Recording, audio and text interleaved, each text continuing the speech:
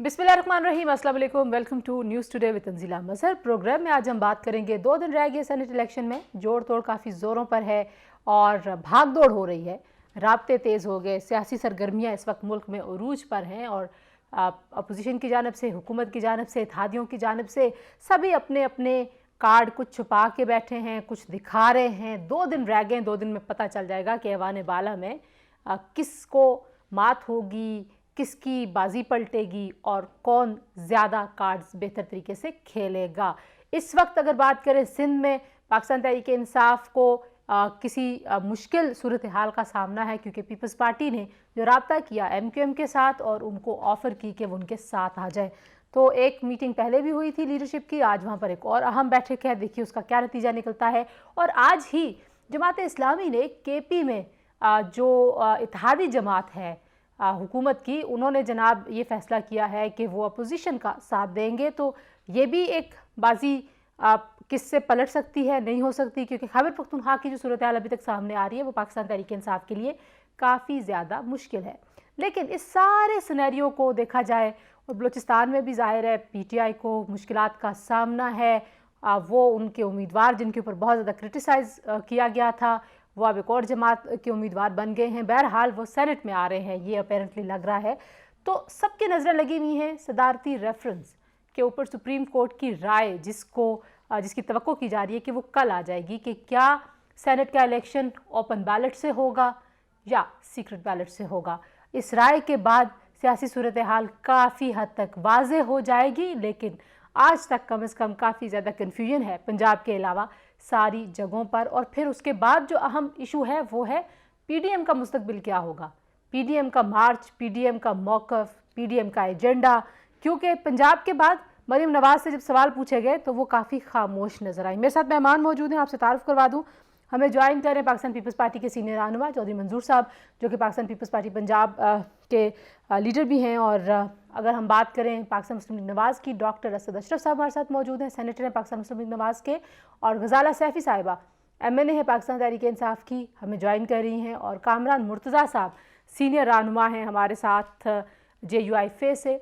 चारों मेहमानों का शुक्रिया अदा करूंगी। चौधरी मंजूर साहब, गुफ्तगू का आगाज़ में आपसे करना चाहूँगी। जो पंजाब में हमने देखा कि सेनेटर्स बिला मुकाबला मुंतखब हो गए और पीपल्स पार्टी ने वहाँ से अपना उम्मीदवार भी जो है वो उन्होंने अपने कागजात वापस ले लिए थे।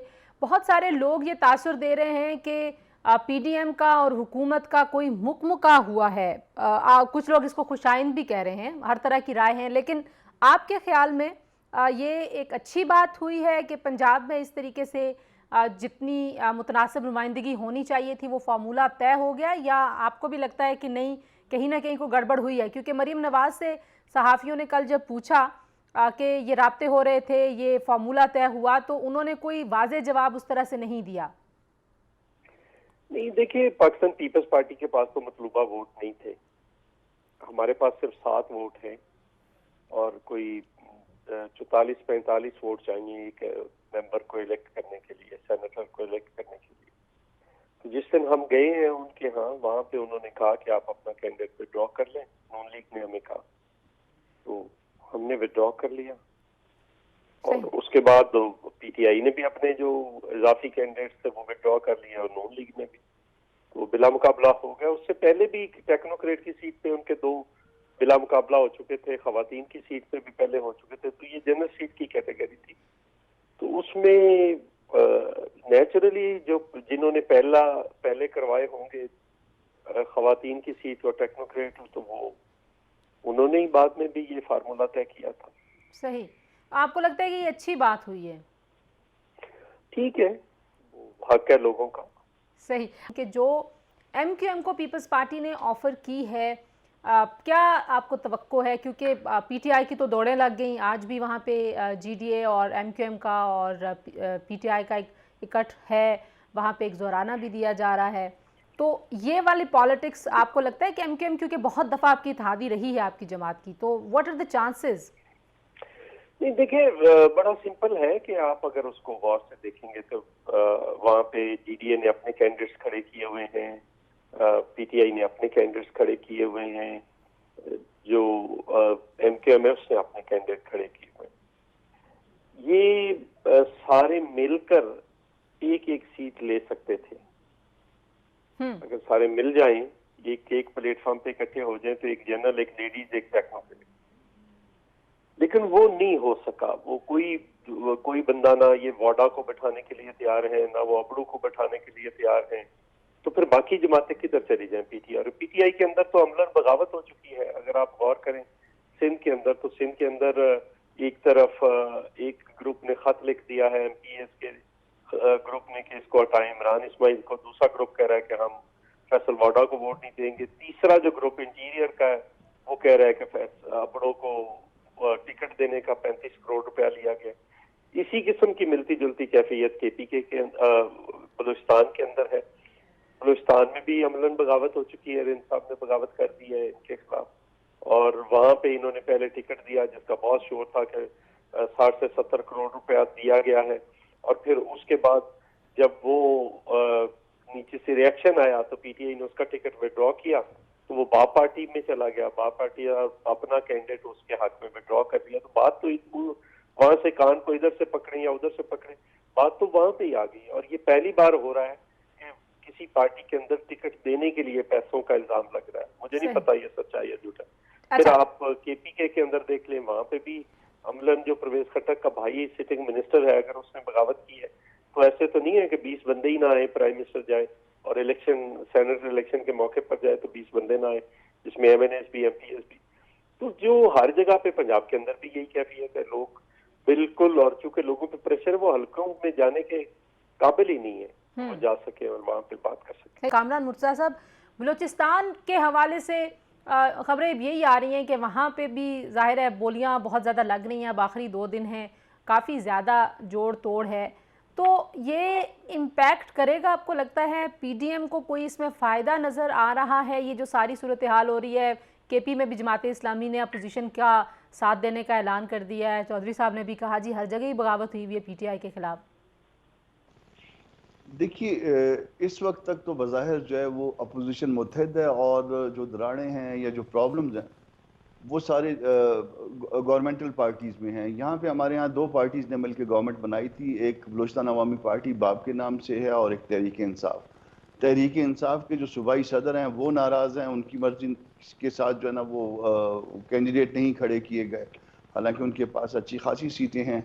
और इसी तरह से जो है ना वो बाप के अंदर भी प्रॉब्लम मौजूद है। फिर एक कैंडिडेट जो ना पहले एक पार्टी की से खड़ा करते हैं, ये फिर उसके बाद उसका टिकट वापस ले लेते हैं, फिर दूसरी इत्तेहादी पार्टी का टिकट दे देते हैं, और वो ऐसा है कि वो किसी एक पार्टी का भी वर्कर नहीं है।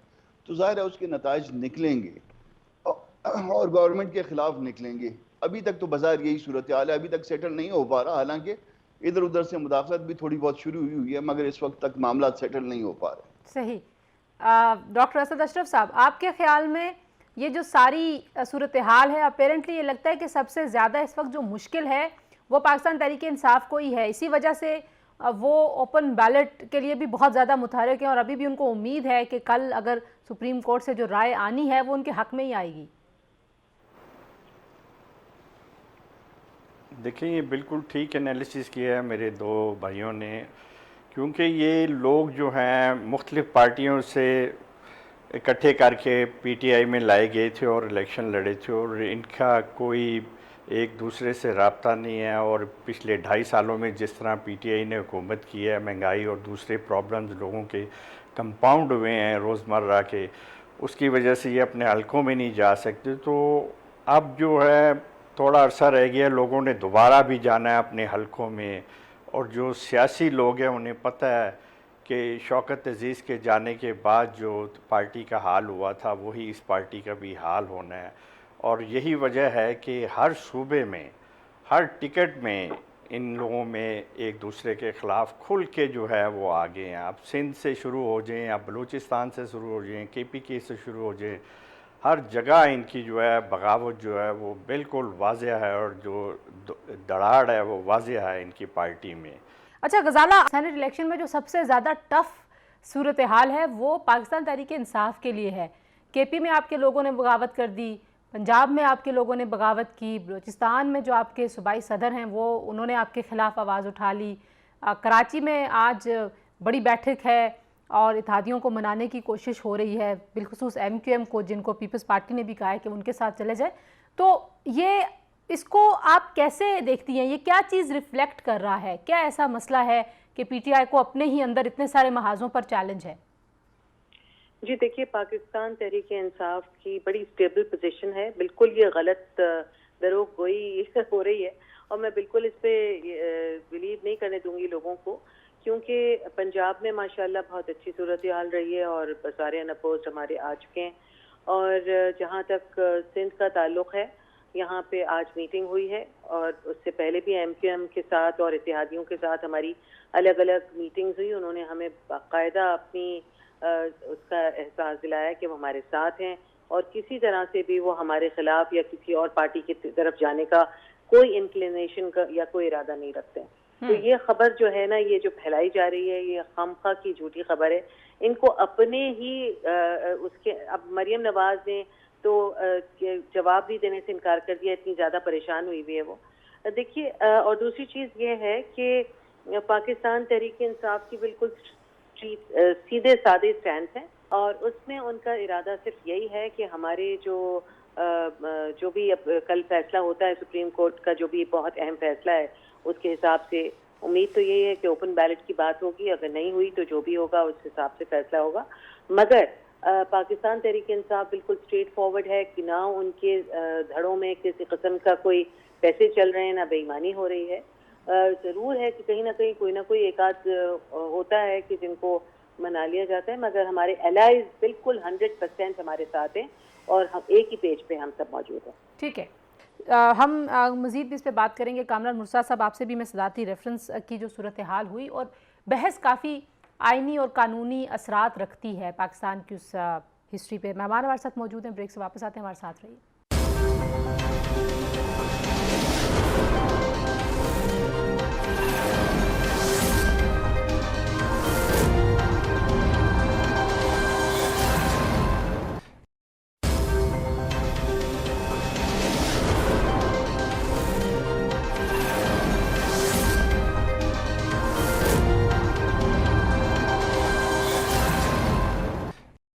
जी, प्रोग्राम में एक बार फिर आपको खुशामदीद कहते हैं। कामरान साहब, ज़रा कानूनी तौर पे भी बताइएगा। ज़ाहिर है सियासी सूरत हाल के ऊपर तो हम मज़ीद भी कुछ बात करेंगे, लेकिन सुप्रीम कोर्ट से राय मांगी गई है। सुप्रीम कोर्ट की राय जो भी हो, उस राय को हम उसको इंटरप्रेट क्या किया जाएगा? उसको फैसला कहा जाएगा, उसको गाइडेंस कही जाएगी, उसको आप क्या समझते हैं कि हुकूमत के लिए वो क्या एक कोई तरीक़ाकार वज़ा करेंगे, उनको रहनुमाई करेंगे कि आपको क्या करना चाहिए, या उस राय को फैसले के तनाजुर में देखा जाएगा? नहीं, उसको फैसले के तनाजुर में ना देखिए आप, उसको एडवाइजरी जुरिसडिक्शन में एक चीज़ वो फर्ज कर लीजिए कि एक चीज़ आपको या मुझको समझ नहीं आ रही है, कोई एम्बिग्विटी है, हम समझना चाहते हैं, मामला लीगल है या कॉन्स्टिट्यूशनल है, तो वो हम जो है ना वो सुप्रीम कोर्ट को जो है वो एक रेफरेंस जो है वो गवर्नमेंट का ये इख्तियार है कि वो रेफरेंस भेज सके। आर्टिकल 186 के नीचे वो रेफरेंस भिजवाया गया है कि हमारी समझ के मुताबिक सेनेट के इलेक्शन जो है वो लगता ये है कि कानून के ताबे हैं, एक्ट के ताबे हैं, मगर ये आप ये बताइए कि ये कॉन्स्टिट्यूशन के ताबे हैं या एक्ट के ताबे हैं। अगर तो कॉन्स्टिट्यूशन के ताबे हैं तो किसी ऑर्डिनेंस से उसकी वो नहीं हो सकती, तब्दीली नहीं हो सकती, और अगर एक्ट के ताबे हैं, 2017 वाले कानून के ताबे हैं, तो फिर जो है ना वो ऑर्डिनेंस गवर्नमेंट ने जारी कर दिया हुआ एक मशरूत, और उसमें 2-3 सेक्शंस में जो है ना वो अमेंडमेंट की है कि वो जो आपका जो बैलेट पेपर होगा जो आप ड्रॉप करते हैं जो बॉक्स में, उसको जो है वो पार्टी लीडर या उसका नाम ही नहीं देख सकेगा। तो ये अब मशरूत है ऑर्डिनेंस, और सुप्रीम कोर्ट ने अगर ये राय दी, फर्ज करते हैं एक मफरूजे के ऊपर कि सुप्रीम कोर्ट ने ये अगर राय दी कि जी ये एक्ट के ताबे हैं सेनेट के इलेक्शन, तो देन जो है वो ऑर्डिनेंस बरकरार रहेगा। अदरवाइज जो है ना वो फिर ऑर्डिनेंस भी खत्म हो जाएगा और माजी की तरह सीक्रेट जो है ना वो बैलेटिंग होगी। लेकिन अगर सुप्रीम कोर्ट ये कहती है कि ये एक्ट के तहत नहीं है बल्कि कॉन्स्टिट्यूशनल इसमें अमेंडमेंट की ज़रूरत है, तो फिर आपको लगता है कि फिर हुकूमत जो है वो ज़ाहिर है इस इलेक्शन के बाद शायद इसके ऊपर कोई पेशरफ्त हो सकती है? उसमें जाहिर है कि फिर गवर्नमेंट के पास इस वक्त इतनी भी शायद ताकत नहीं है कि एक्ट में कोई तब्दीली कर सके, क्योंकि एक हाउस में उनके पास मेजॉरिटी है और दूसरे हाउस में उनके पास मेजॉरिटी नहीं है। तो वो फिल वक्त जो है ना वो एक्ट के तहत भी तब्दीली उनके लिए मुमकिन नहीं थी, तो ऑर्डिनेंस लाए। और सही। कॉन्स्टिट्यूशन के तहत तो फिर जो ना वो मुमकिन नहीं होगी फिर मुस्तकबिल करीब में। ठीक है। अच्छा डॉक्टर साहब, आपने गजाला की बात भी सुनी और चौधरी मंजूर साहब भी कह रहे थे। मैंने चौधरी मंजूर साहब से पूछा तो कि पंजाब में जो हुआ वो कैसा है, उन्होंने कहा ठीक है। और मरीम नवाज साहिबा से लोगों ने सवाल किए तो उन्होंने जवाब नहीं दिया सहाफ़ियों को, उन्होंने कहा मैं क्या कहूँ। तो ये क्या है, आपको लगता है कि कोई सियासी मसलहत थी, कोई प्रेशर था, कोई हमज़ा की जो रिहाई हुई है वो डील थी कि अब उसके ऊपर जो वो एक बहुत ही हार्ड स्टांस नज़र आ रहा था कि बिल्कुल बात नहीं होगी पंजाब में भी, और पंजाब में तो सबसे ज़्यादा वावेला ही पंजाब का है कि पंजाब में कोई परफॉर्मेंस नहीं है और बुज़दार हुकूमत ने सत्यानाश कर दिया, तो वहाँ पे खामोशी क्यों हो गई है? देखिए, पहली बात तो मैं ये बताऊं कि पाकिस्तान मुस्लिम लीग नून के पंजाब असम्बली में 5 सीटें बनती थी, एक खातून की और एक टेक्नोक्रेट की और 3 जनरल सीट की, और वो उनको मिल गई है। तो हमें परेशानी इस मामले में तो कहीं नहीं थी। इसके अलावा हमारे पास 25-26 वोट एक्स्ट्रा थे अपने, हम चाहते तो कुछ कर भी सकते थे, लेकिन हमने मुनासिब नहीं समझा क्योंकि ये एथिक्स के ख़िलाफ़ था। तो इसलिए बहुत सारे लोगों ने ये कहा कि हमें इस तरह एक और सीट नहीं निकालनी चाहिए, और जो कि हम निकाल सकते थे। जिस तरह इनके वहाँ फॉरवर्ड ब्लॉक बने हुए, जिस तरह लोग हमसे राब्ते कर रहे थे, और जिस तरह हमारे पास एक्स्ट्रा सीट्स थी। और फिर यहाँ पर सेनेट के इलेक्शन में एक और चीज़ भी होती है, सेकंड प्रेफरेंस भी।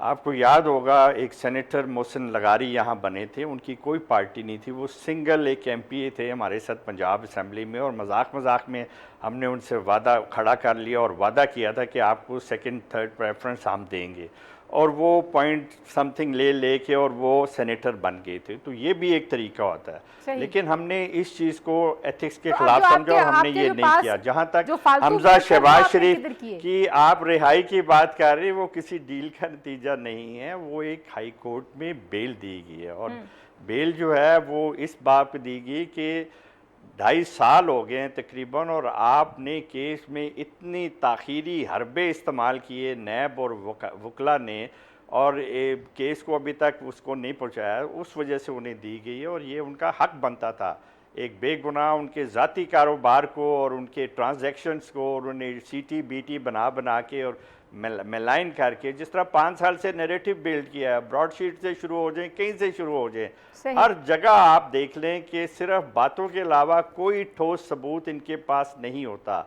वरना कन्विक्ट करने के लिए बार बार इनके एमएनएस, एमपीएस और मिनिस्टर आके कागज़ लहराते झूठे, उसमें ज़रा सी भी सच्चाई हो तो हाथ कंगन को आरसी किया।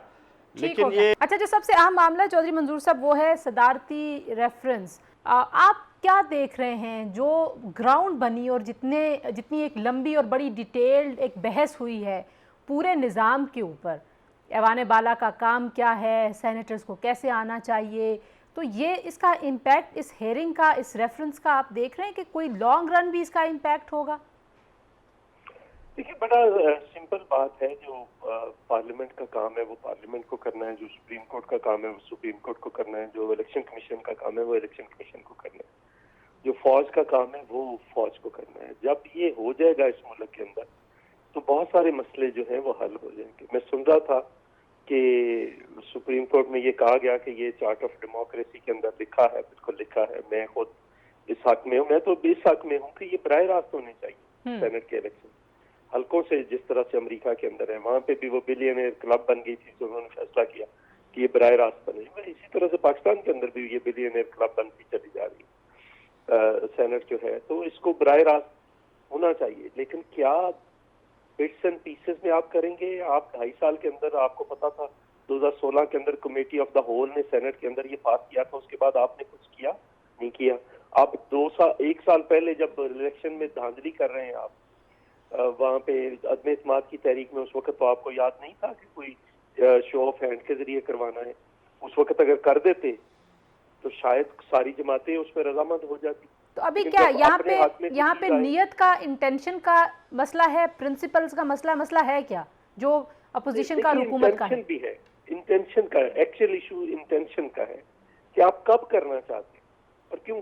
हमारे पास तो 125 लोग थे, हमारी नियत थी, हमने आप उस वक्त कवर करती थी, आपको पता है कि हमने 18वीं तरमीम की, एनएफसी अवार्ड किया, गाज़ी हकूक़ बलूचिस्तान किया, KPK को खैबर पख्तूनख्वा को उसका नाम दिया, इंटरनल ऑर्डर पास करवाया, वहां पे सारी चीजें जो थी वो नेगोशिएटेड होती थी और सारी पार्टियों के साथ नेगोशिएट करके उनको एक जगह पे लाया जाता था।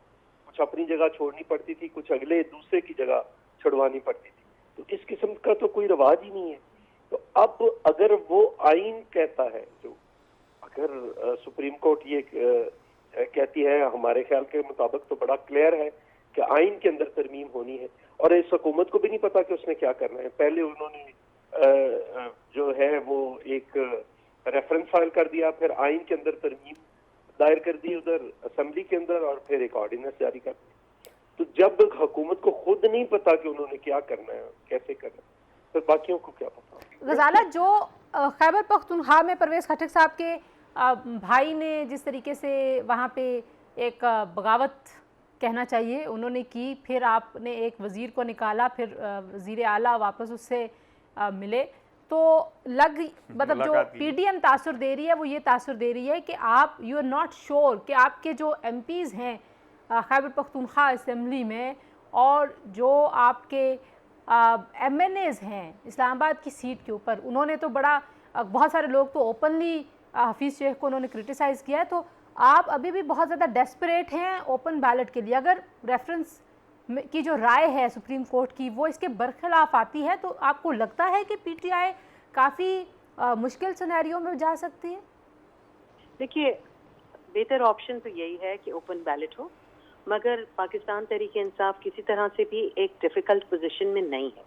एक बहुत ही प्रॉपर सिस्टम के तहत और उनके जितने भी एलाइज और मेंबर्स हैं किसी तरह से भी पाकिस्तान तहरीक इंसाफ के खिलाफ नहीं है, बल्कि इनके बहुत सारे जो मेंबर्स हैं उन्होंने अप्रोच भी किया हुआ है। और जहाँ ये एथिक्स की बात कर रहे हैं, तो एथिक्स ही तो मेजर चीज़ है जिसके लिए ये ओपन बैलेट की बात हुई थी कि एथिक्स और मोरालिटी का तकाजा ये था कि इलेक्शन के जो भी एक चेंजेस आने हैं जिसके लिए सब डिमांड कर रहे थे, तमाम political parties since a long time, उसको एक सोल्यूशन के तौर पे ये। लेकिन जब चेयरमैन सेनेट का इलेक्शन हो रहा था तो वहाँ पे PTI ने स्टांस क्यों नहीं लिया? देखिए, अभी सुने, दूसरी चीज़ ये कि ये जो आप कह रही हैं कि यहाँ के जो MPs हैं खैबर पख्तूनख्वा के, तो आपको पता है कि पहले कितने सारे MPs को निकाला गया मिसअप्रोप्रिएशंस की वजह से।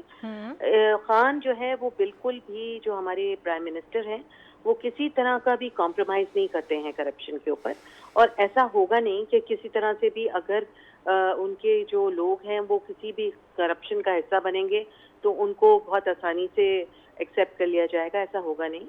और ये जो पार्टीज शोर मचा रहे हैं, हम स्पेशली जो उन्होंने अपने, अब आई डोंट वांट टू से ऑल दैट कि वो फिर बातें बात से बात निकलेगी और बात बढ़ जाएगी।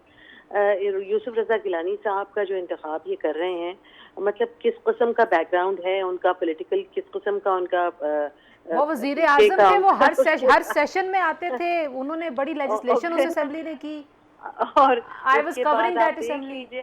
अब आप देख लीजिए कि मतलब इनकी चॉइस कहाँ किस हद तक मौजूद है, उस पर मैं कोई कमेंट नहीं करना चाहूँगी, सिर्फ एक गोशगुजार करना चाहूँगी कि ज़रा सा एक नजरसानी करें लोग, बाकी लोग जो बैठे हुए हैं कि किसको इन्होंने चूज किया। यानी हम मगर यहाँ पर हमारी तरफ से जितने भी लोग हैं क्लियर हैं, स्ट्रेट हैं, और कोई ऐसे लोग नहीं हैं कि जो पैसे की आगे पीछे डीलिंग चल रही हों और या इन लोगों से रिज्यू करो।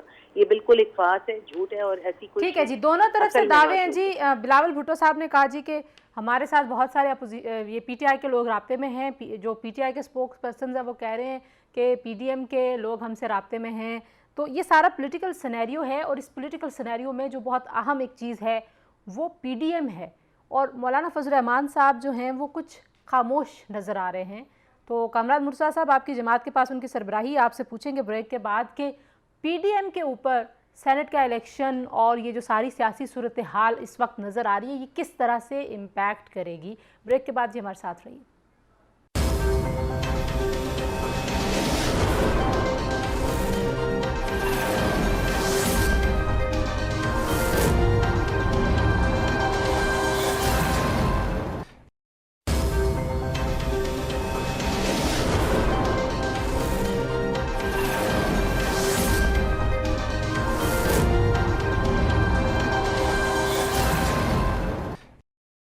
प्रोग्राम में एक बार फिर आपको खुशामदीद कहते हैं।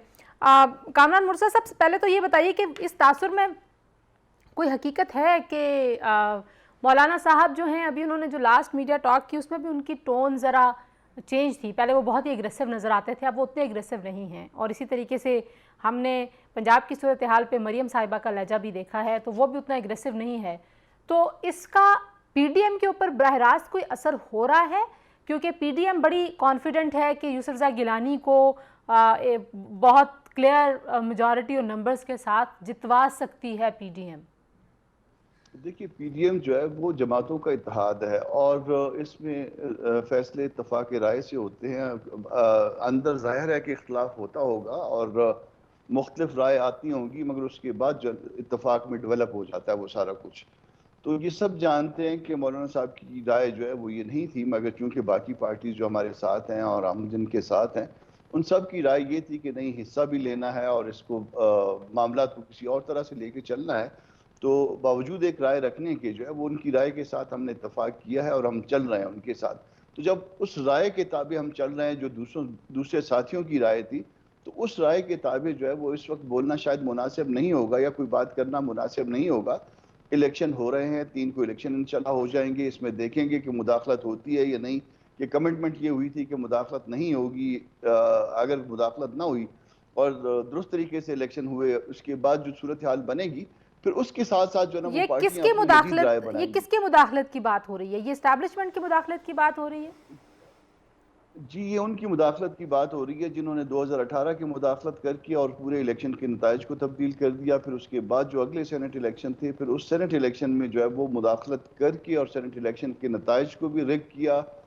उसमें उस अम्ब्रेला के नीचे पहले 2 इलेक्शन में जिन्होंने हिस्सा लिया था पीटीआई ने, वो तमाम के तमाम किसी अम्ब्रेला के नीचे होते रहे हैं। तो अगर वो मुदाखलत ना हुई वो अम्ब्रेला वालों की, वो छतरी वालों की, तो फिर जो है ना वो मामला मेरा ख्याल है कि आगे ठीक चलना शुरू हो जाए और उसी का इंतजार किया जा रहा है। जी गजाला, अगर आप लोग वाकई जो टारगेट आप लोग सेट कर रहे हैं और आप कह रहे हैं कि मेजॉरिटी पीटीआई को मिल जाएगी ऐवान बाला में भी, ऐवान ज़ेरी में तो ज़ाहिर आपके पास है, कंफर्टेबल नंबर है, तो आपको लगता है कि फिर पीडीएम की जो तहरीक है वो गैर मौसर हो जाएगी? क्योंकि पीडीएम ने एक लॉन्ग मार्च का भी ऐलान किया हुआ है और मार्च बस आ गया। देखिए, अल्लाह पीडीएम का तो खुदा हाफिज और अल्लाह हाफिज रहेगा उनका, मगर ये है कि इस वक्त जो सेनेट की इलेक्शंस हैं वो डेफिनेटली काफ़ी तौर पे इनके लिए डेट्रीमेंटल होंगे। इनकी इस तहरीक को जो इस हद तक ये सोच रहे हैं कि शायद कोई लॉन्ग मार्च के ख्वाब अभी भी इनके जहन में मौजूद है। लेकिन वो लॉन्ग मार्च तो वो कहते हैं महंगाई के खिलाफ है, बुरी परफॉर्मेंस के खिलाफ। देखिए, महंगाई भी यही डाल के गए हुए हैं। हम मुश्किलों से पाकिस्तान को निकाला है हर तरह से, और इस वक्त भी कोविड सिचुएशन ख़त्म नहीं हुई है, मगर मेरे ख्याल में ये लोग अभी तक किसी और दुनिया लाला लैंड में रहते हैं जहाँ पे ये सोच रहे हैं कि जो ये बात नैरेटिव बिल्ड करेंगे लोग मान लेंगे। ऐसा होगा नहीं। और अभी तो बहुत सारी और चीज़ें हैं जिस पे ये बातें करते रहे, मगर सेनेट के इलेक्शन तो अभी बिल्कुल राउंड द कॉर्नर हैं, सामने खड़े हैं। 2 दिन बाद आप पॉलिटिकली तो चीजें मैनेज कर लेंगी, महंगाई को कैसे मैनेज करेंगी? देखिए, इकोनॉमी को कैसे? देखिए, बहुत सारी चीजें, बहुत सारे फैसले जो हैं वो सेनेट के इलेक्शंस के होने के बाद क्लैरिटी आ जाएगी और बहुत बेहतर नताइज नजर आएंगे इंशाल्लाह सेनेट के इलेक्शंस की कामयाबी के बाद हमें। डॉक्टर साहब, गजाला तो कह रही हैं कि बिल्कुल कोई मसला नहीं है, पीडीएम की आधी तो तहरीक खुद ही खामोशी से गैर मौसर हो गई है। फिर सेनेट के इलेक्शंस अगर मतलूबा नताइज पीटीआई को मिल जाते हैं और वो सियासी तौर पे मुकम्मल तौर पे मैनेज कर लेते हैं सारी चीज़ को अपने हक में, तो फिर पीडीएम के पास कार्ड्स को थोड़े रह जाएंगे क्या? जी बिल्कुल, आपने ठीक वजह फरमाया। आज ही बुज़दार साहब ने कहा है कि पाकिस्तान ने मईशत में टेक ऑफ कर दिया है आज, जबकि 6 रुपये और 22 पैसे जो है वो पेट्रोल की कीमत इंक्रीज़ की गई है। पहले महंगाई के बम गिरते थे, अब हर हफ्ते वो फैसला भी हुआ और नहीं। शाहीन महंगाई के जी हो जाएगा 20 से कम करके इसी पे आएंगे। और ये जो है अभी मिसाइल जो है गौरी और शाहीन जो है हर हफ्ते गिर रहे हैं। पहले महंगाई के बम होते थे, अब मिसाइल गिर रहे हैं। और जहाँ तक ये बार बार ये कहते हैं कि हमने अपने 20 MPs KPK में निकाले थे, तो उन्होंने KPK में उस वक्त निकाले थे जब मार्च में इलेक्शन हुआ था और जुलाई में जनरल इलेक्शन हो रहे थे और इन्होंने उन लोगों को टिकट्स नहीं देने थे, लेकिन उनमें से भी इन्होंने वापस लेके उसे लॉ मिनिस्टर 2.5 साल तक रखा, जब तक कि इन्हें सुप्रीम कोर्ट में अपनी जो रेफरेंस ओपिनियन मांगी थी उसमें वीडियो की ज़रूरत महसूस हुई लीक करने की। तो ये वीडियो बना के खुद ही लीक करते हैं और फिर बाद में आपने देखा कि उसी लॉ मिनिस्टर को बुला के वज़ीर आला जो है उनसे मिन्नत समाजत कर रहे हैं कि आप अपना ग्रुप जो हमारे साथ रखे थे। ये इनका मसला है। कहने का मकसद ये है कि जब हम सेनेट में 65 लोग खड़े हुए थे और 5 मिनट तक खड़े रहे थे और तमाम वीडियोस और फोटोग्राफ और लाइव कैमरा पीटीवी पार्लियामेंट चल रहा था, तमाम सहाफ़ी और सर वो पर्दे के पीछे जो गए आपके 14 लोग 15 लोग, उनको आप लोगों को पकड़ना चाहिए था ना। देखे यही तो बात है, जो आइन में लिखा है फिर वो हुआ, ठीक है। और वो ये था कि अपनी फ्री विल से जो है हर मेंबर अपना वोट देगा और आज भी यही आइन में लिखा हुआ है। और अगर ये चाहते हैं कि चेंज करें तो ये किसी ओपिनियन से चेंज नहीं होगा, ये पार्लियामेंट का मसला और ये पार्लियामेंट में आके 2/3 मेजॉरिटी से और सबको साथ लेके होगा। ठीक हो गया जी। एक आपसे पॉइंट में और भी चौधरी साहब आखिर में पूछना चाहती हूँ, I won't hold you for long. सिर्फ ये बता दीजिए कि ये जो अभी सियासी राबतों की जैसी कैफियत पैदा हुई पंजाब में और पीडीएम की तरफ से, अगर हम मौलाना फजल रहमान साहब की बात सुने, बिलावल साहब की बात सुने, मरियम साहिबा की जो हमेशा तकरीरें होती रहीं, वहाँ पे एक तासुर आम आदमी को ये मिल रहा था कि अब कोई बात भी नहीं होगी, मतलब कोई बैकडोर राब्ते नहीं होंगे किसी से, हुकूमत से तो बिलखुसूस बिल्कुल भी नहीं होंगे।